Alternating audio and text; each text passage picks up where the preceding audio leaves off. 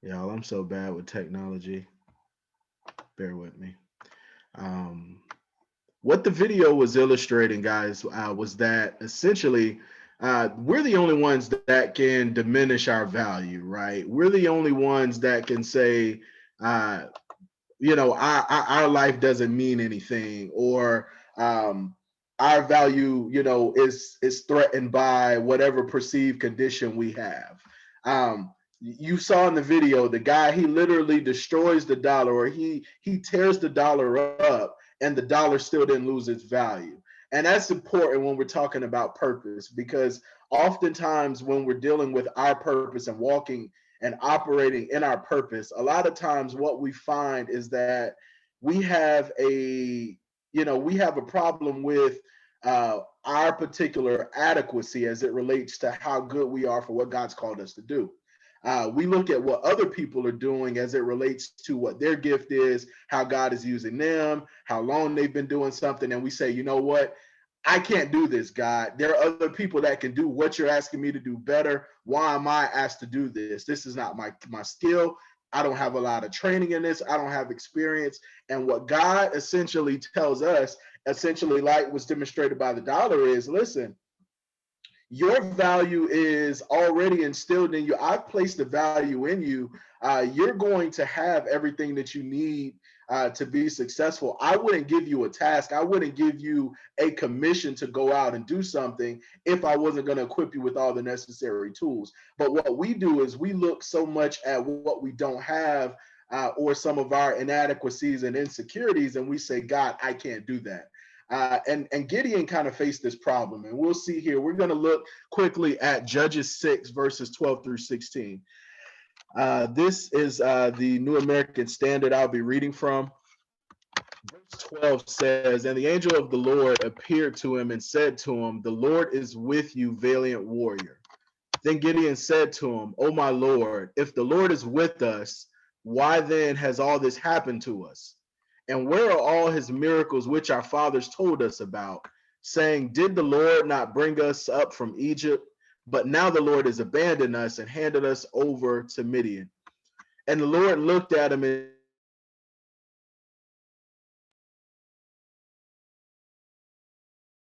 'Go in the strength of yours and say to Midian, the hand of the Egyptians is at my hand.'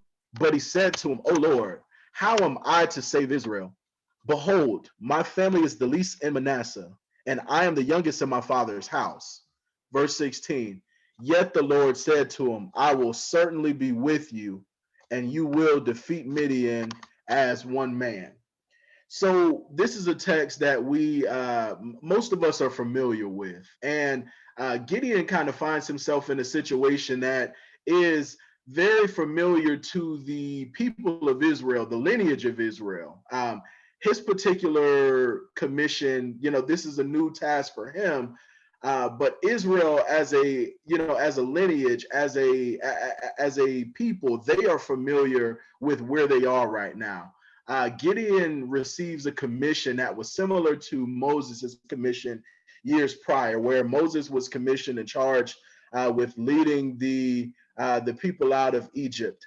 They were in bondage, and God commissioned Moses then to lead those people out of Egypt.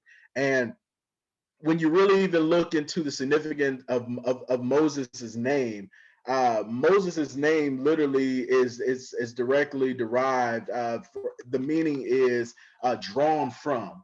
And that becomes significant with how Moses was even raised and how Moses was brought up, how Moses was found.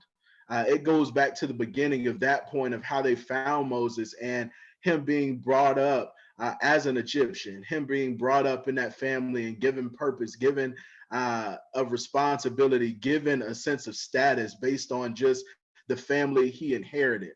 And so he leads the people out of Egypt. And so Gideon has a new task of leading the people out. As we know, during this time, there was a lot that was going on. And what Gideon was afraid of and what Gideon feared was the fact that what God was asking him to do, he found to be insurmountable. He found this insurmountable because when you look at the Midianites and when you look at the Amalekites, and they talked about the size, they made a lot a lot was to be mentioned about the size of the men that they would have to defeat, and focused a lot on who he was, his ability or inability, and that of his people, that of his men. How am I, Lord, to go in and do that? If you say you're with us, why is it that we're going through this again? Was not the promised land that the people had years ago, should that not still be sustaining us today? Why is it that we're dealing with this again? And sometimes what we have to realize as people is that even when God blesses us, we can walk out of the blessing because we get in the way of that blessing sometimes. Sometimes God has brought us out of a situation into a blessing. And but for so long, we enjoy the blessing, we're reaping the benefit of the blessing, and then yet we get in the way of it. We want to either take the credit for it and say, I'm self-made, I did this myself, I pulled myself up by my bootstraps, whatever the situation might be. And so we walk out of the blessing sometimes that God has given us because either our arrogance does it, or because we're just not in tune with God anymore. We're not operating in the fashion of which he's called us to do. And so Gideon now finds himself in a situation where he has to now lead these people to this land, and God is telling him, I'm going to be with you. And so there's three quick things that I want to illustrate just from this brief text here. And then, tonight will be yours. The first thing is Gideon is referred to in this text as a valiant warrior. Now, this can be translated as a brave soldier. So when you see valiant, think of bravery. Think of this being somebody that has a great deal of courage. Now, what's interesting about this text is he's calling him a brave warrior, but if you really read the text of what Gideon is saying, he's not speaking bravery. He's not speaking courage.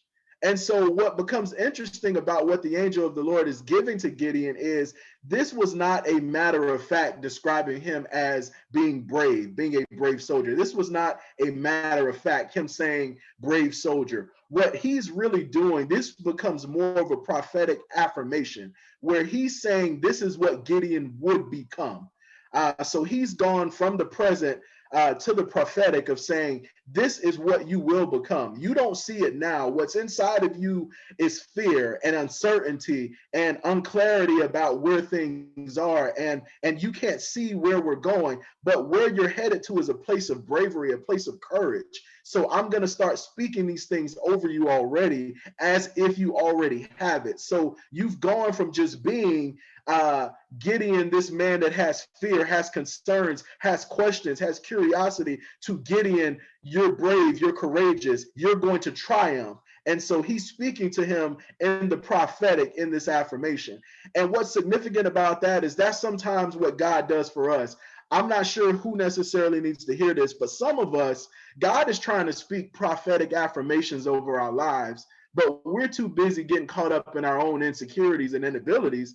And we've got our own questions and curiosities about what we can't do, what we're not adequate for, why God called us to do it, or why we're dealing with it, that we can't understand that what we really have is a prophetic affirmation. And anything that we know about prophetic affirmations is that these things always come to pass. So the worrying that we're really putting into what we're doing, what we're thinking about, why we're questioning what God is calling us to do, really are moot situations and moot discussions, because they are going to come to pass. And so God sometimes needs us to realize that if he's told us that these things are going to come to pass, why do we doubt him? God has told you that, God wants to refer to you as a director already or assistant director, but yet you're too busy with your own insecurities. You're still thinking about yourself as just the entry level position you're in, or God is referring to you as business owner, but you can't see past the negative that your company is in to, the blessing of abundance God is going to bring you to. We're too busy stuck in the present of where we are currently. and not looking into the prophetic of what God is affirming in us, what he affirms through other people, through where we're going and what he has for our lives. So Gideon is now making the mistake of focusing too much on where he is. And what's interesting with the text is the angel of the Lord, this messenger, has already transitioned to the prophetic of where things are to go. The next thing that's significant about this is Gideon's assignment in itself. Remember, Gideon is now being told that he is going to be the person that's going to have to lead these people to a victory. He needs to lead them to victory over the Midianites. And so his assignment is one that he struggles with, because again, he's looking at what his men bring to the table, how big in size these other guys are. And so he's looking and saying, hey, God, how is it that I'm going to go into this land? How is it that I'm going to take over and do these things that you say that I'm going to do? I'm looking at my men, and just by the eye test, I don't think we have what it takes. And what that made me think about is this real simple, that when you take your eyes off your assignment or purpose, you begin to rely on your ability. And this becomes dangerous because you forget that your calling had nothing to do with your ability in the first place. That is major. That is major for us, because oftentimes we think our gifts are things that, it's because we're good at what we do. Who made us good at what we do? Who gave us that strength to be good and to be qualified and to be able to handle things the way we do, that when we get compliments from people and they say, nobody does that like you do, who gives that to us? So we oftentimes think that it has us to, it has a lot to do with us. And really what we fail to realize is God is merely using us as vessels to carry out this particular gift that we have. And so sometimes, when we take our eyes off of our assignment, we start to rely on our own ability too much. This is how Moses is saying, how can I lead my people out of Egypt? I've got this speech impediment. How am I going to go in there to Pharaoh, a family that's essentially taking care of me my entire life, and I'm going to go in there and demand that they let my people go? It's how Gideon can say, well, God, how is it that you expect me to do? I'm the least of my family. I'm the least of my brothers. My men, we are few in number, and we're small in size.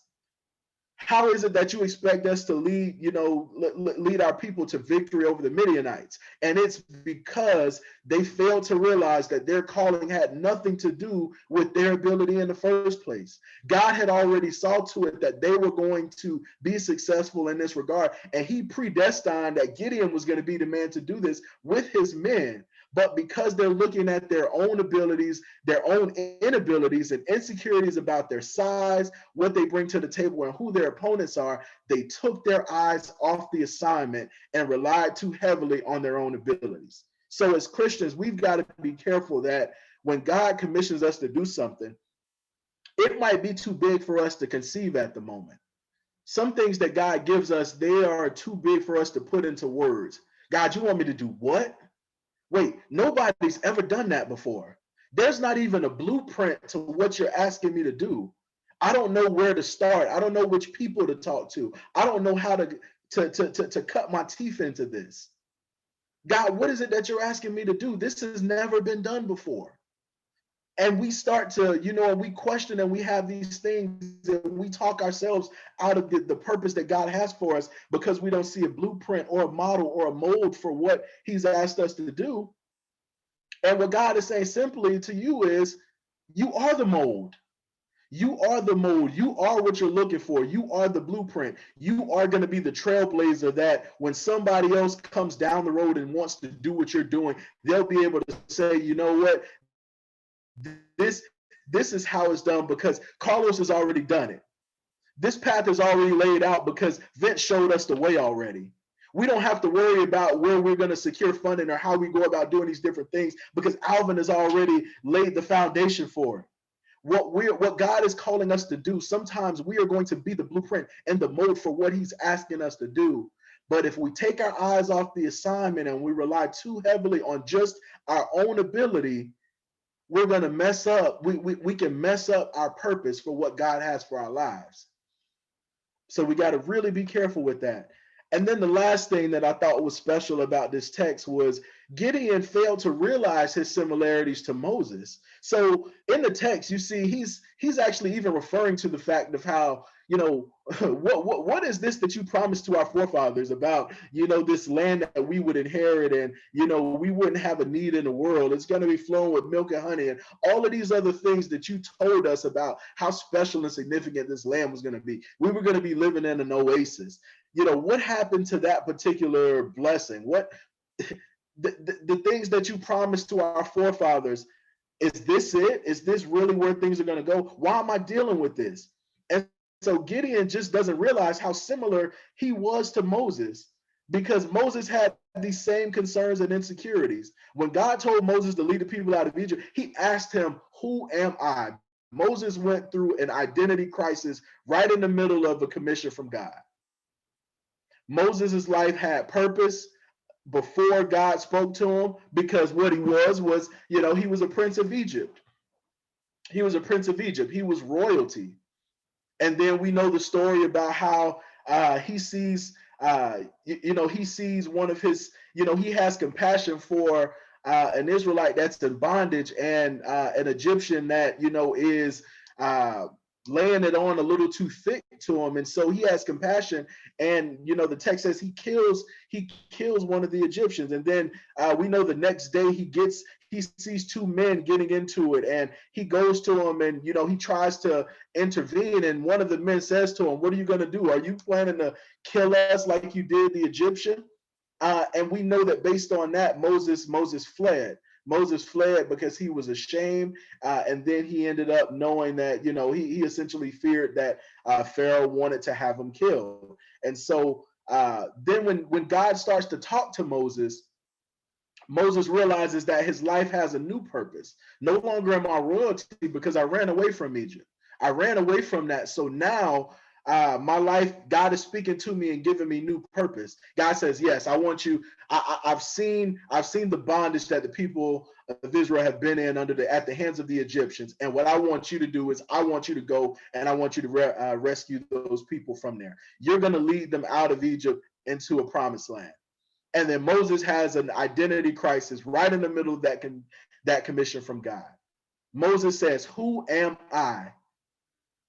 That's essentially what an identity crisis is. When you struggle with who you are, what you're supposed to be doing, what your purpose is, what you're called to do. He was having a modern day identity crisis, because he says, "Who am I that I'm going to have what kind of audacity am I going to have to literally go in there and tell Pharaoh that he's going to let my people go?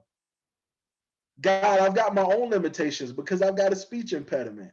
I'm probably not the most clean, scathed individual to be used to do this." And what I love about God is that God shows us this through not only this example, we see it throughout the entire Bible. Whether we're talking about Moses, Noah, Paul, Peter, we see it throughout the entire Bible. What I love, and one of my mentors, Jonathan's dad, Wesley T. Leonard, he has this saying, and I love it. He always says, "God doesn't call the qualified, he qualifies the called." And that's significant. That's significant in itself, because that's essentially what God has always done through the text. He's always chosen individuals that on the outside looking in appear to be flawed men, flawed women, and use them for purposes greater than themselves. That's what God does. God, he takes somebody who has their own deficiencies, because he realizes that if I gave you too much to work with, if I said, "You know what, I'm going to take a perfect person that's operating in the fashion that they want to," once they do what I asked them to do, they may take the credit for it, and they may say, "You know what, it was my ability that did it." So what he decides to do is he uses flawed people that didn't think they would ever be able to accomplish some of these things, people that don't think they're the right messengers to do these things, to let them know that, hey, listen, even in your insecurity, even in your weakness, even in your uncertainty, I can take your unstableness and I can use it for something greater than you, and it's going to be all for my glory. And you're going to be respected for it, We know that Moses went down as one of the most respected and revered men because just of the bravery and courage of what it took to lead those people out. So Moses had no idea the way that God was going to be using him as a vessel to not only accomplish his work, but this added value to Moses' life. And so Gideon has this as a reference that he can use to see that this is what Moses did.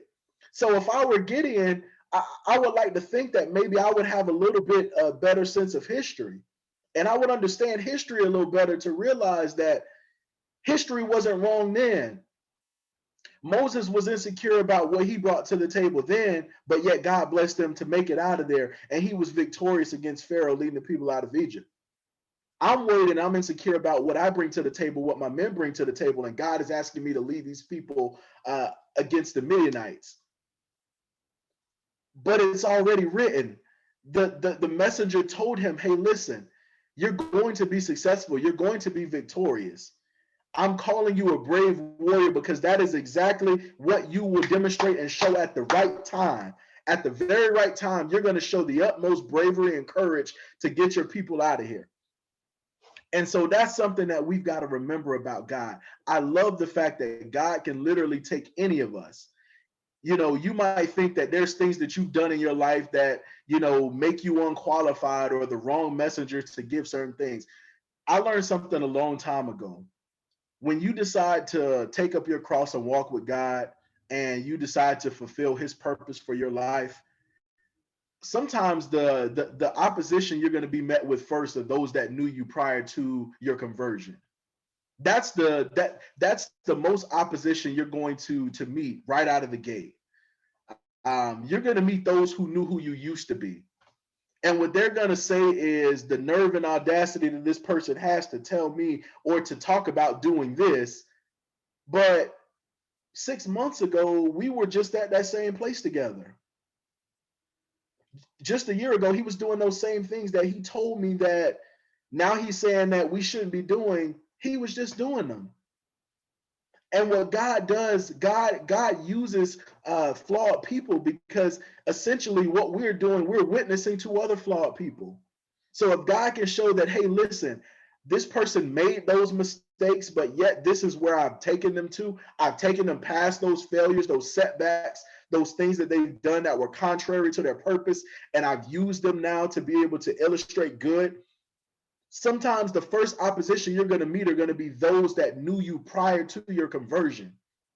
And all I'm here to tell you today is tell them to just sit down and take a seat and enjoy the view. Because where God is taking you, he's going to take you beyond what they even see today. The person that they're judging today, that they see, you know, how you change today, is going to be totally different, light years behind who you're going to be 6 months from that point. So continue to let them doubt you, continue to let them talk about you. And as they doubt and talk about you, God is going to continue to develop you. And that's just what he did with not just Moses, but we also see it here with Gideon. He took Gideon's fears, his bad vibes and bad energy that he spoke over his guys of not being able to do this, and he did it for something positive. So all I'm here to tell you today is that no matter what people say about who you used to be, they don't have the final say in who you're going to be, who you're called to be ultimately. God is going to continue to develop you into who you want to be. And if they want to know your past, let them be infatuated with history. But you're in the present and you're going forward, you're looking forward to the future. Let them continue to appreciate history. And as they continue to watch the history lesson, you're going to continue to move forward and propel forward in life. So that's all I want to leave us with today. Just a few thoughts from the text that I thought were important. I think I might be a little bit over time, but I hope this was a blessing to somebody. This study was a blessing for me. So again, I thank you for the time, and I'll yield the floor.